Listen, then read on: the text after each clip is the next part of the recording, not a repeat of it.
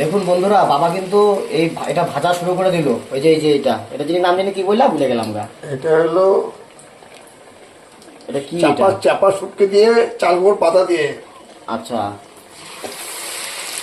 সুন্দর ভাজা হচ্ছে। ও, খাইতে মনে হয় সেই লাগবে। আমি তো এটা প্রথম খাবো, আগে এগুলা কোনোদিনও খাইনি গেল, আমার ভালো লাগে না খাইতে।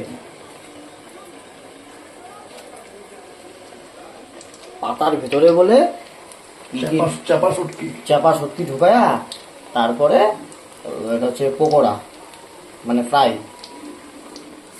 ও, দারুণ হচ্ছে, দারুণ। তার আগে ওইটা কি করলা জানি, ওই যে তার আগে যে এখানে আবার কিসের জিনিস পকোড়া এটা বানাইছে, কাঁচা কলার পকোড়া। কাঁচা কলার পকোড়া। আর এখানে চলছে এই পকোড়াটা। ঠিক আছে, এটা হয়ে যাক, তারপর দেখাচ্ছি।